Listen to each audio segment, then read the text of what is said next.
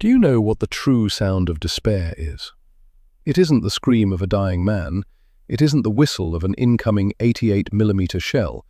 It is the high-pitched, grinding shriek of a transmission tearing itself apart while 6 wheels spin helplessly in waist-deep mud going absolutely nowhere.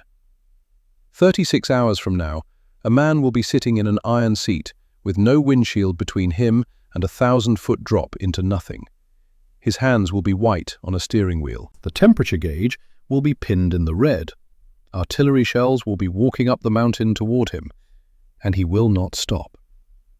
But right now, he is standing ankle-deep in freezing slush, watching the American war machine fail. Northern Italy, November 17th, 1944. 10 p.m. The Gothic Line. They called it the soft underbelly of Europe, but whoever coined that phrase had never tried to drive a 2.5-ton truck up the northern face of the Apennines in a freezing downpour. The mud here wasn't just dirt and water, it was a living, malevolent entity. The Italians called it fango, a thick, clay-like glue that swallowed boots, tires, and hope with equal indifference. The convoy had been climbing for 4 hours. 12 trucks, GMCs, and Studebakers, the workhorses of the United States Army, marvels of Detroit mass production, rugged, reliable, tough. But the track they were attempting to navigate was never meant for Detroit steel. The locals called it Snake's Back, a goat path carved into the side of Monte Castello. To the left, a vertical wall of cold limestone. To the right, a drop into darkness that swallowed the sound of falling stones before they hit bottom. 20 degrees of incline, jagged rocks hidden beneath a foot of slurry, and weather that turned metal into ice. Private Leo Cassidy was 19 years old, farm boy from outside Amarillo, hands that knew cotton and cattle before they ever touched a steering wheel. He sat in the cab of his GMC CKW, third in line, and those hands were shaking. Not from cold. The windshield wipers were fighting a losing battle against the sleet. Grey sludge smeared across his field of vision. The engine roared, the wheels spun, and the truck in front of him, a Studebaker US-6, driven by Corporal Vincent Kowalski, a 33-year-old Pole from Chicago who hauled steel before the war, was sliding backward. "Come on," Bird whispered to himself, his Texas drawl trembling. "Don't quit. Don't you dare quit." But physics doesn't care about prayer. The Studebaker's right rear wheels hit a submerged boulder. On a flat road, on a paved supply route from Normandy to Paris, the suspension would have absorbed the bump. But here, on this mountain that God forgot, physics turned cruel. The rigid chassis of the Studebaker refused to twist. The frame remained stiff. Consequently, the left rear wheels lifted 6 inches into the air. With the differential open, all the torque from the screaming Hercules engine took the path of least resistance. It bypassed the wheels touching the ground and surged into the suspended wheels, sending them spinning wildly in empty air. The Studebaker lost all forward momentum. Gravity took over. "Brakes!" Kowalski's voice cut through the night, high and panicked. "Hit the brakes!" But brake pads don't grip ice. The Studebaker slid backward, 30 feet, 40, straight toward Bird's grill. The boy slammed his foot down. His own truck shuddered. The convoy came to a chaotic halt. Engines roared in protest. Clutches smoked. The air filled with the acrid smell of burnt rubber and unburnt fuel, mixing with the wet wool stink of 11 scared men. Standing at the side of the trail was Technical Sergeant Silas Harlow. He didn't look like a soldier. He looked like a mechanic who'd been drafted against his will and was still angry about it. 34 years old, Detroit assembly line before the war. His uniform was stained permanently black with oil. An unlit, half-chewed cigar clamped between his teeth. They called him Grease, not because he worked with it, but because it seemed to seep from his pores. Harlow narrowed his eyes, watching the Studebaker flounder. He didn't see a military failure. He saw a mechanical limitation. "It's the articulation," he muttered to himself. "The damn frame is too stiff, lifting a leg like a pissing dog." A jeep skidded to a halt beside him, spraying mud onto his already filthy trousers. He didn't flinch. Lieutenant Colonel James Mitchell jumped out, 46 years old, West Point, sharp features, usually composed, but 3 days of this mountain had carved deep lines around his eyes that made him look 10 years older. The 2nd Battalion was pinned down on the summit, low on ammunition, and the Germans were tightening the noose. "Harlow!" Mitchell's voice cut through the noise like a knife. "Why are we stopped? Get that Studebaker moving. We have to clear this pass before the fog lifts and the Kraut artillery spotters wake up." Harlow slowly turned to face the colonel, wiping a smear of grease from his cheek with the back of his hand. "It's not going anywhere, sir. Not unless you can change the laws of physics." "Don't give me engineering lectures, Sergeant." Mitchell's voice was sharp. He pointed up the treacherous winding trail that disappeared into the mist. "I have 500 men up there fighting with bayonets and rocks. They need those crates of .30 caliber. Push it if you have to." Harlow's voice was flat, calm, contrasting with Mitchell's rising panic. "Pushing won't help when you have zero traction, Colonel." He gestured toward the stuck truck. "Look at the rear bogie. The suspension travel is maxed out. Soon as one wheel hits a rock higher than 8 inches, the opposite wheel loses contact. It's floating. No contact, no grip. No grip. We slide." As if to punctuate his point, Kowalski panicked. He gunned the engine in a desperate attempt to regain traction. The spinning wheels churned the mud into a frenzy, digging deeper, deeper, until the differential housing slammed onto a rock with a sickening crack. The sound echoed off the valley walls like a gunshot. The Studebaker groaned, settled heavily, listing dangerously toward the sheer drop on the left. "Damn it!" Mitchell kicked the tire of his Jeep, his face flushing red even in the cold. Harlow walked over to the crippled beast.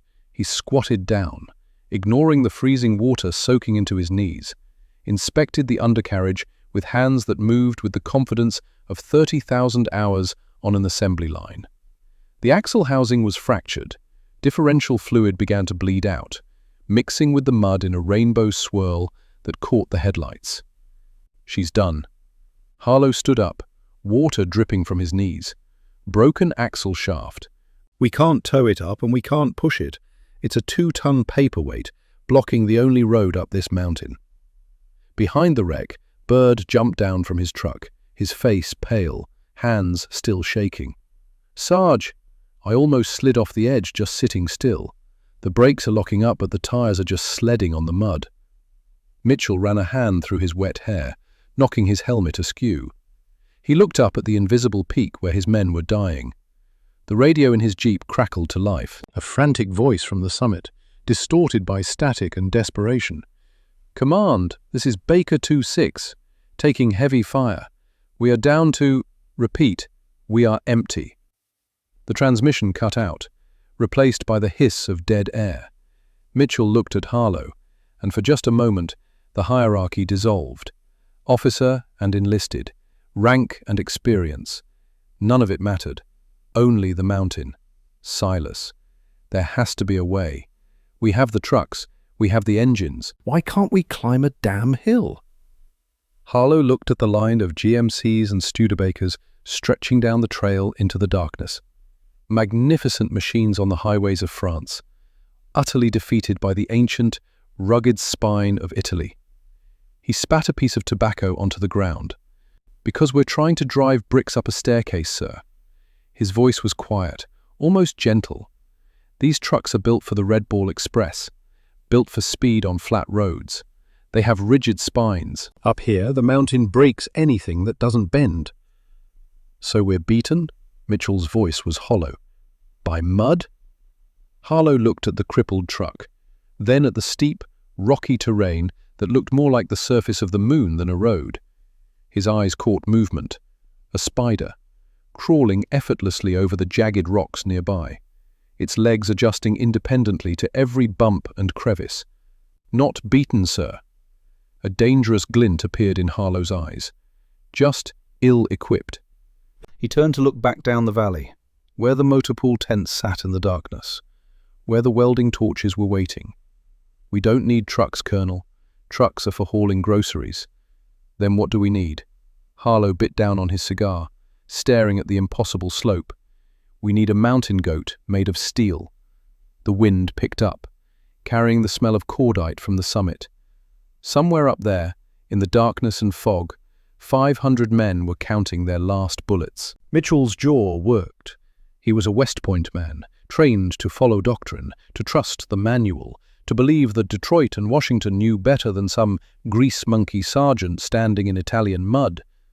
But doctrine wasn't climbing this mountain.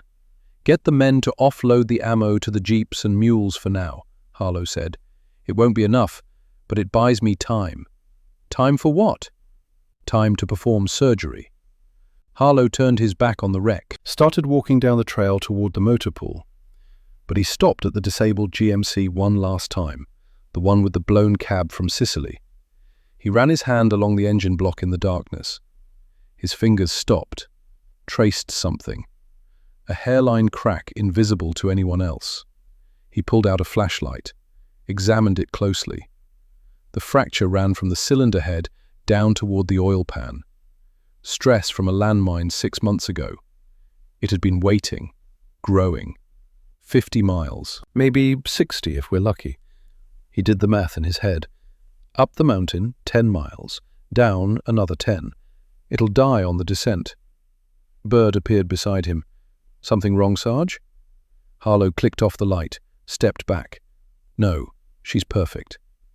He didn't tell Bird, didn't tell Mitchell, because if they knew the engine would fail, they'd never approve the mission, and 500 men would die.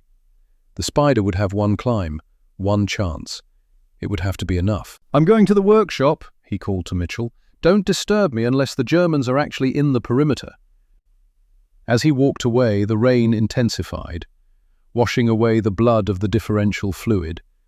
But the image of the Spider remained burned into his retina. Those independent legs, each one finding its own path, each one adapting to the chaos. The Standard Issue war was over. It was time for innovation born of desperation. Why is it that we build machines to conquer the Earth, yet design them as if the Earth were flat? It is a question that usually belongs to philosophers, but at 2:15 in the morning on November 18th, in a freezing repair depot south of Bologna, it became a question of life and death. The motor pool was a generous name for what was essentially a bombed-out Italian silk factory. The roof was missing in 3 places, allowing the sleet to hiss as it hit the hot metal of cooling engines. Inside, the air was thick with the smell of welding ozone, stale coffee, and the pervasive damp rot of the European winter. Sergeant Harlow was not sleeping. He was staring at the rusted, scarred flank of a wrecked Dodge WC-54 ambulance, specifically at its suspension springs. In his hand, a piece of white chalk danced frantically across the wooden surface of an empty 105mm howitzer shell crate. "Hold the light steady, Bird." His voice was a growl. Not looking up, Private Cassidy shivered. Adjusting the heavy electric lantern, his breath came out in clouds. "Sarge, with all due respect, the Colonel said we need to prep the mules. Why are we drawing pictures? Mules don't need spark plugs." Harlow's chalk scraped across the wood. "Mules also can't carry 2 tons of high-explosive mortar rounds up a 45-degree incline in under an hour.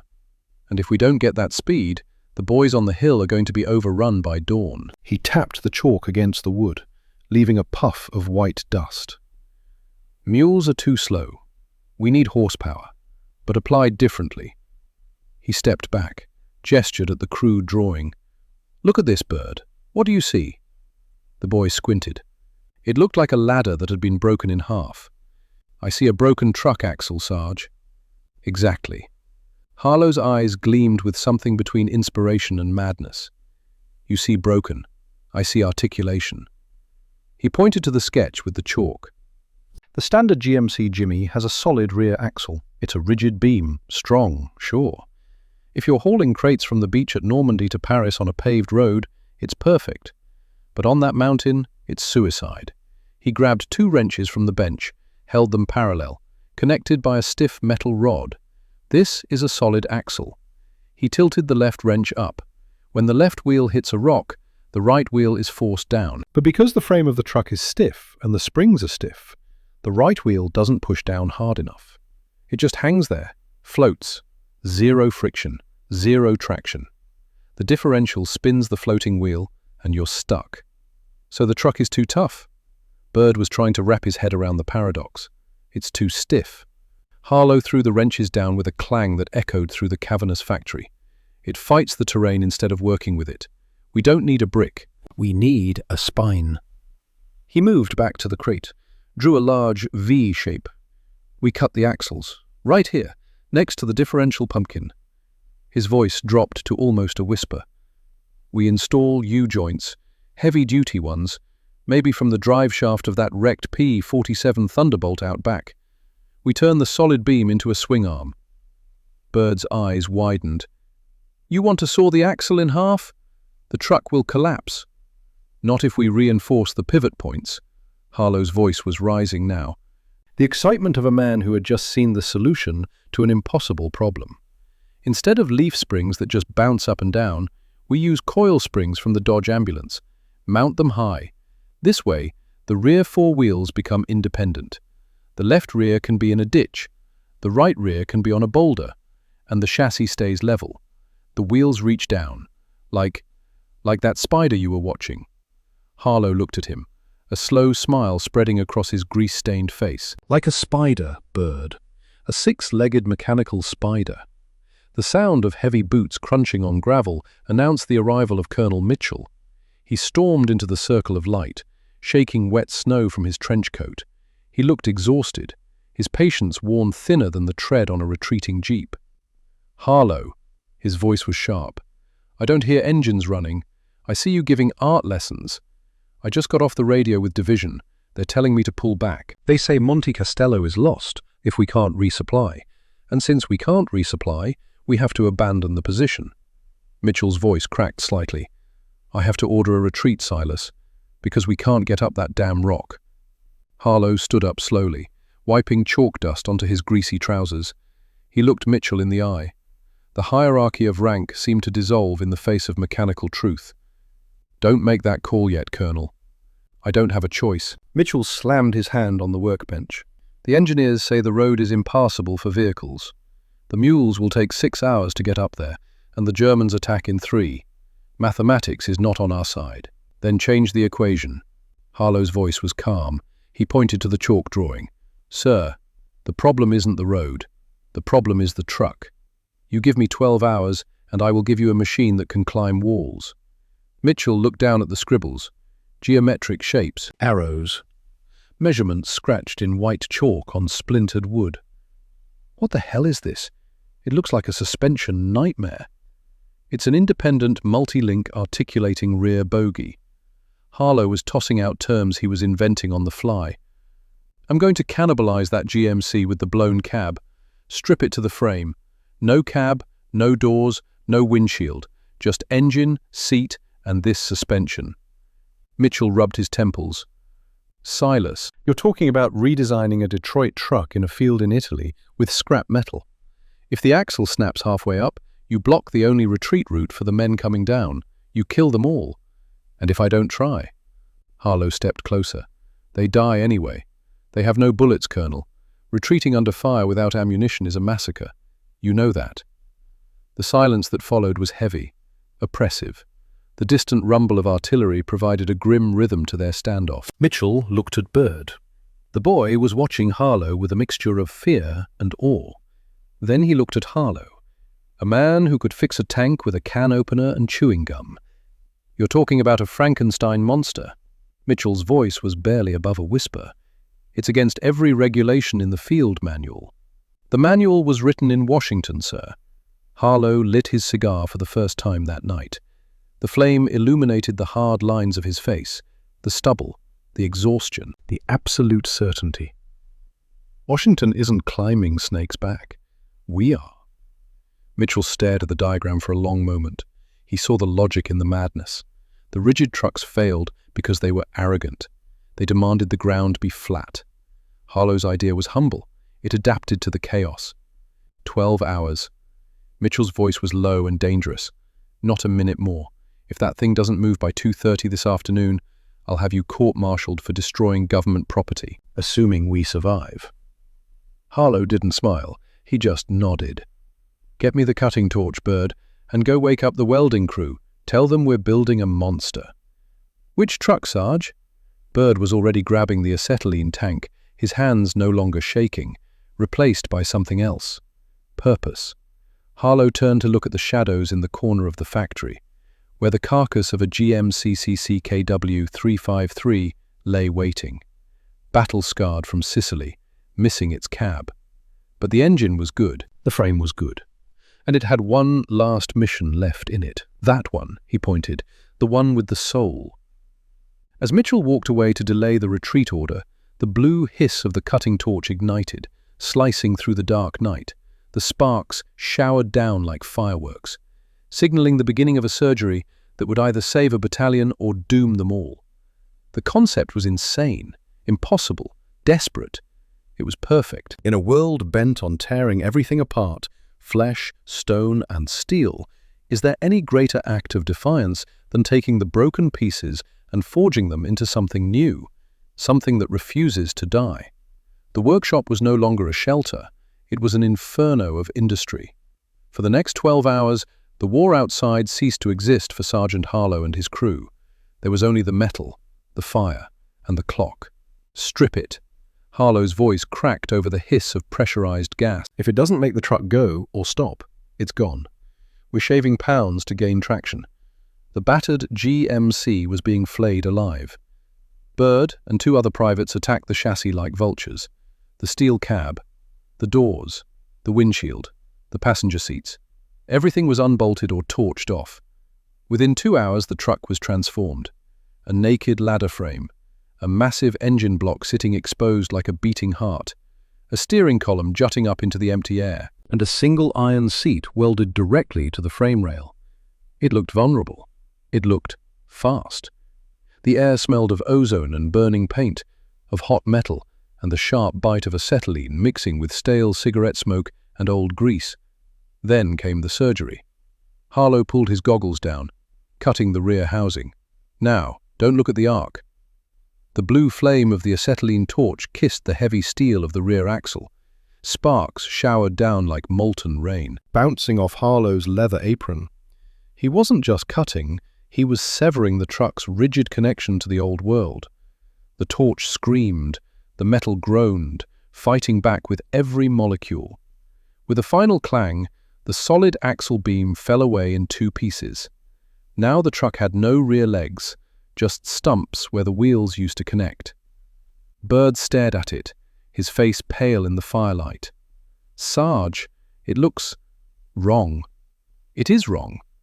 Harlow stood up, flipping the goggles onto his forehead. "According to Detroit, according to the manual, according to every engineer who designed this thing. But we're not building for Detroit. We're building for that mountain." He pointed north, where the invisible peak of Monte Castello waited. "Bring me the Dodge Springs." This was the madness Mitchell had feared. Harlow and 2 welders began grafting the independent suspension arms onto the frame.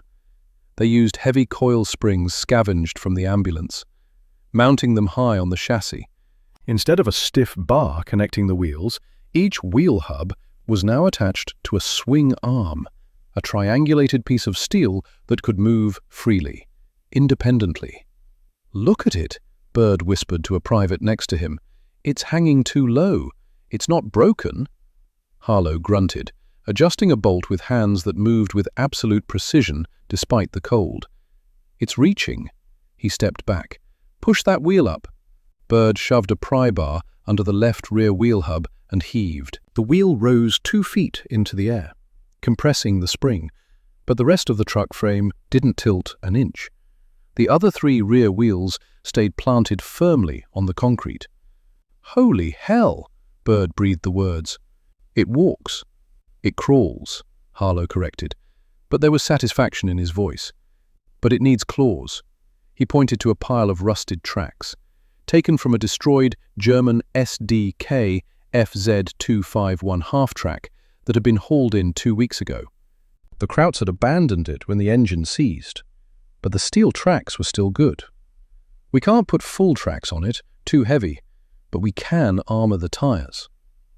They cut the German tracks into sections, welded the steel links directly across the dual rear tires of the GMC. It was brutal, ugly. The rubber tires were now caged in jagged steel teeth, designed to bite into rock and ice where rubber would only slip. The hours wore on. The noise was deafening. Grinding wheels screaming against metal, hammers pounding rivets, the constant hiss of welding. The men moved like zombies, fueled only by fear and bad coffee that tasted like burnt dirt. By 10 a.m., the frame was complete. But when Harlow test-fit the suspension, disaster struck. Fire it up. Harlow climbed onto the bare frame, turned the key. The engine exploded into life. He drove it toward a test pile of rubble. The front wheels climbed. Then the rear suspension compressed. But too much. Too fast. The springs were too stiff. The whole frame tilted violently to the left. The Spider rolled onto its side, crashed into a brick wall with a sickening crunch of metal on stone. Harlow was thrown clear. He hit the ground hard, rolled, came up with blood on his shoulder. The crowd of soldiers who had gathered to watch erupted in nervous laughter. "Told you it was suicide," one muttered. Bird ran to Harlow's side. "Sarge, you okay?" Harlow ignored the pain. He walked to the overturned Spider, examined the suspension with eyes that saw only angles and forces. "Springs are 40% too stiff." He said it to himself. "They're fighting the terrain instead of absorbing it." "But we don't have softer springs," Bird said. "The Dodge ambulance is the only source." "Then we make these softer." Harlow grabbed a cutting torch. "What are you doing?" "We're cutting every third coil off each spring, weakening them. That'll make them too weak to carry the load." Harlow looked at Bird. "They only need to carry it for 20 miles. 10 up, 10 down. They don't need to last forever." But the engine crack meant there would be no trip down. Harlow knew this. He didn't say it. For the next 90 minutes they modified the springs, cutting, testing, adjusting. The clock ticked toward Mitchell's deadline. At 1:45 p.m., Harlow climbed back onto the Spider. Everyone back. He fired the engine, drove at the rubble pile again. This time, when the suspension compressed, it was smooth, progressive. The wheels danced up and down independently, but the frame stayed level. The Spider crawled over the pile like a living thing. Harlow spun it around, drove back, killed the engine, silence, then applause. Slow at first, then building. "Load it." Mitchell's voice cut through the noise. He had been watching from the shadows. "Every mortar shell we have. We're running out of time." As the men rushed to weld crates of ammunition onto the frame, Bird stood at the edge of the motor pool, looking north towards Snake's Back. His hands started shaking again. Kowalski limped over, his ankle still swollen from the previous night. "You scared, kid?" Bird didn't answer right away. He touched the frame of the Spider, that exposed seat with no windshield, no protection. "Texas, 1943. His voice was quiet. "I was hauling cattle. Stock trailer on a bridge over the Palo Duro Canyon. 300 feet down. The load shifted. I lost control." He closed his eyes.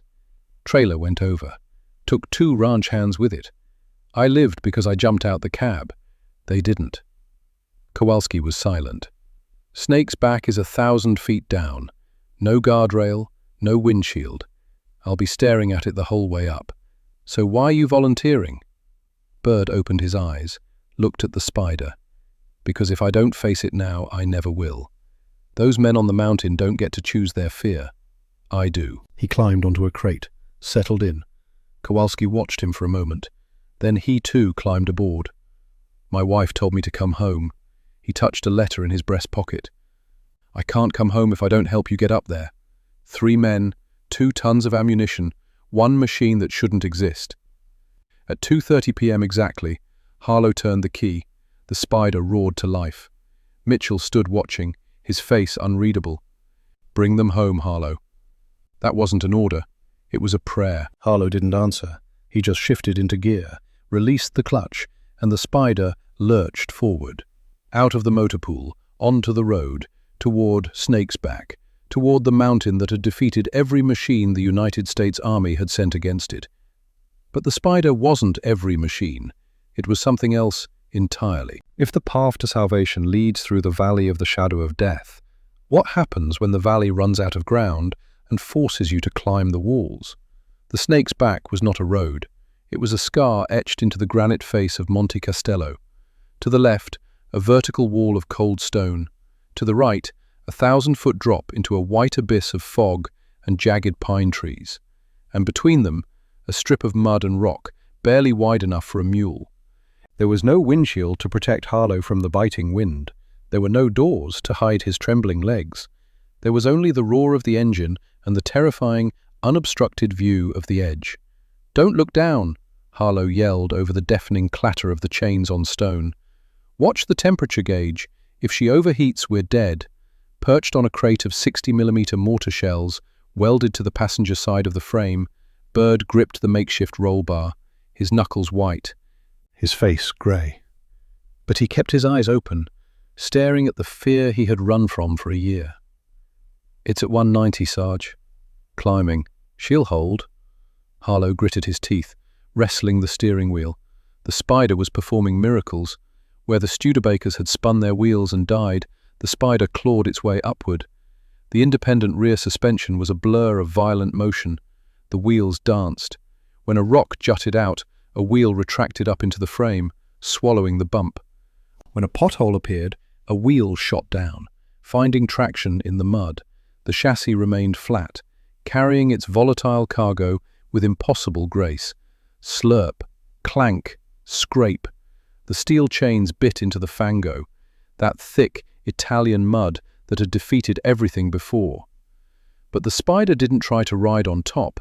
It dug through, like a living thing burrowing toward light. The air smelled of cordite from distant artillery, of wet stone and diesel exhaust, of fierce sweat and cold metal. Behind Bird, Kowalski sat wedged between crates, one hand gripping rope, the other touching his wife's letter. Then the Germans noticed them. "Incoming!" Bird's scream cut through the wind, a high-pitched whistle, growing louder. Whoomp! A mortar shell slammed into the cliff face 50 yards ahead, showering the trail with shale and dust. Then another, closer. "They have the range." Harlow's voice was flat. He didn't brake. He accelerated. The Spider surged forward, racing the bracket of artillery fire, racing death itself. Boom! Boom! Boom! The shells walked up the mountain, 60 yards back, 40, 20. The Spider pulled ahead, disappearing into a curve just as the fourth shell hit exactly where they had been seconds before. Bird was shaking, but he didn't close his eyes. The farm boy who had killed 2 men on a Texas bridge was learning what it meant to face the fall. Then came the nightmare. The explosion ahead had sheared off a third of the trail. The road simply ended, narrowed to a sliver barely 4 feet wide. The Spider was 6.5 feet across. There was no room to stop, no room to turn. "Sarge!" "The road," Bird's voice cracked. "I see it." Harlow made his calculation. If he hugged the wall too tight, the hub would catch. If he went too wide, gravity would win. Trust the machine. He whispered it, a prayer to physics. He steered straight at the gap. The front wheels cleared the narrow section, but as the rear passed over, the outer edge crumbled. The ground vanished beneath the right rear wheels. In any other vehicle, this was death. Time slowed. The right rear suspension arms swung down, extending fully. The wheels dropped 2 feet below road level, dangling over nothing, chains flailing at mist. But the chassis didn't tilt. The left rear wheels, planted on solid rock, carried the weight. The independent joint absorbed the shift. The mathematics Harlow had sketched at 2 a.m. was being tested by gravity, and it held. Lean left. Harlow roared. 3 men leaning into the mountain. The engine screamed. The left tires, biting stone with steel teeth, dragged the entire truck forward, inch by inch. With a groan of tortured metal, the Spider pulled past the gap, dragging its fallen legs back onto ground. Kowalski let out a breath like a prayer. Bird opened his eyes fully for the first time since Texas, looked down at the 1,000-foot drop, and didn't look away. "We're not dead." His voice was wonder. "Not yet." Harlow's eyes were on the peak. At 4:15 p.m., they burst through the cloud layer. Sun hit them, blinding after grey gloom. Ahead lay the foxholes, muddy scars where American boys were making their last stand.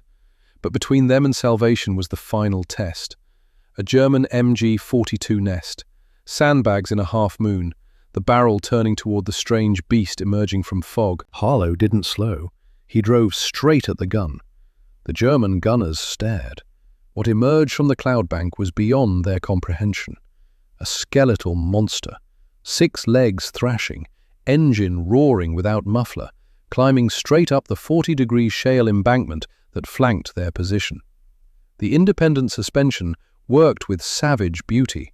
Left wheels compressed high into the frame, right wheels extended like talons hooking rock. Chain-wrapped tires tore earth, throwing a curtain of stone.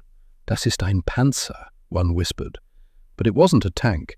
It was something they had no doctrine for, a mechanical demon that climbed where nothing should climb. They ran. The Spider crested the embankment, crushed their sandbags, vaulted the trench with a metallic scream. Harlow slammed the brakes. The Spider stopped in the American perimeter, chains digging ruts. Silence. The soldiers of the 2nd Battalion stared, haggard, eyes hollow from 3 days without sleep, rifles empty. They looked at the naked chassis, the exposed engines steaming, the 3 grease-covered men on 2 tons of explosives. Delivery. Harlow's voice was hoarse. From the motor pool. The spell broke. Ammo. A sergeant screamed. They brought ammo. Soldiers scrambled from foxholes, clawing at ropes, passing crates down lines like bucket brigades. Within minutes, the thump, thump, thump of mortars began. M1 Garrons barked. The mountain was reclaimed. Harlow slumped over the wheel, hands cramped from vibration. He reached for the ignition, but the engine had already died. The hairline crack had opened, widened by heat and impossible stress. Dark oil pooled beneath the chassis, spreading like blood.